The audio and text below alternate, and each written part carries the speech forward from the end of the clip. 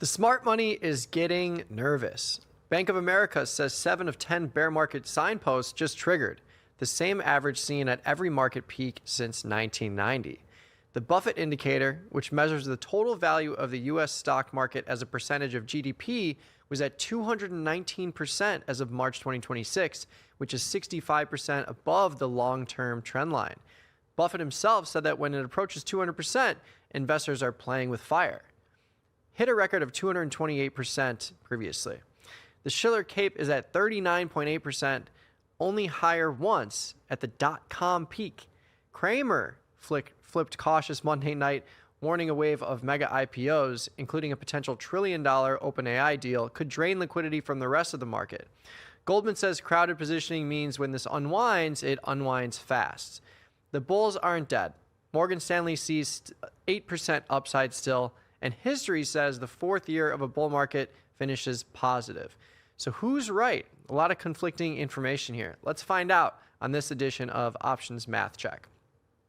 So we got the SPX chart pulled up here, and like we were just mentioning, I mean, what goes up fast might come down fast, and we're kind of seeing that play out here. The E-minis went from 6,300 all the way up to 7,600 in a matter of a month and a half, and just over the past 4 days, we're seeing market moves and intraday moves that are massive here to the downside specifically. E-minis down 1.5% today, NASDAQ down 2.8%, kind of mirroring that big washout we saw on Friday. I think what's really interesting about this market, and maybe a testament to the potential bearish case, is that crude oil, the one thing we've been hanging our hat on time and time again in terms of if we see the market down, we typically see crude oil ripping higher. Crude oil is not moving to the upside. It's actually selling off today. And you parlay that with the fact that when you look at the near-term expirations in these different contracts, this is the most narrow backwardation I've seen in crude oil in quite some time.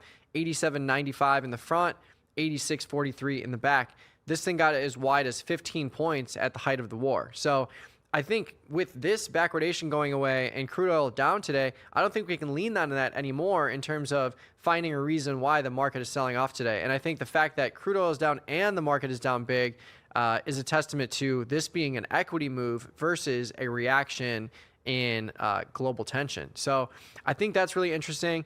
And when we look at SPX specifically, for the end of the year here, 200 days away, we're seeing some really interesting things play out in terms of implied volatility. We've got a $6,600 price on the 8,300 call, which is 1,000 points above the current market price with a 15% probability of being in the money. You go to the downside 1,000 points, and we've got put skew here, plenty of put skew to the downside now. You've got an option price at 6,300 that is about to eclipse $13,000 with a 21% probability of being in the money. So not only is the probability higher to the downside now, you've got more than twice the amount of premium, or almost exactly twice the amount of premium when it compares to put versus call premium.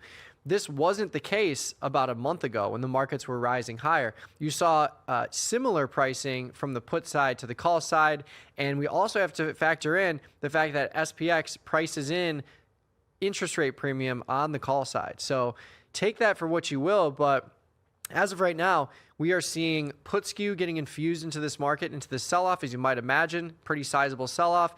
Probabilities are higher to the downside now, and I think the most interesting thing here is this volatility curve. So when we had the big market rally, we saw volatility creep into the teens. We saw the VIX in the low teens.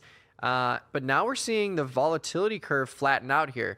Just a few days ago, we had a 2-point contango between the M and the N contract. The M contract currently sits at 2040. The N is at 2115. So it's not even a point of contango now. We are flattening out across the curve. A couple months ago, maybe a couple weeks ago, we had a 5-point contango between the near-term contract and the V contract. Now you can see it's only a 2-point contango. So this entire vol curve is flattening out. You're seeing an 8% increase in the M contract, and the VIX, I think, is the story here. Up 14%, up 3 points, up to 21.5. I think if we see this continue, another red day in the market, down 100 points or 150 points, and the NASDAQ selling off as well, with crude oil selling off, I think you could see this vol curve completely flatten out. Maybe we trickle into backwardation. And I've always said, if the vol market goes into backwardation, that is the gate that opens for a further market sell-off. I'm talking 10, 15, 20% to the downside. Until that happens, though, I'm going to be trying my best to pick my spots here to the upside, staying defined risk. But again, if this vol curve completely flattens out, or if we go into backwardation, I think that might be a sign that we could see a bigger move to the downside. There's lots of warning signs out there, like we mentioned earlier. But again, the vol curve and volatility is my crystal ball in terms of my guiding light and how I position myself. But I've always been placing some downside hedges in SPX, NDX. I actually just closed out of a couple of them today. So make sure that you're accounting for all things. Even if you're bullish, you should still have some bearish hedges on, albeit small. That's how I like to play it. But let me know what you think in the comments below. Please like this video, subscribe to the Tasty Live channel, and we'll see you on the next Options Math Check.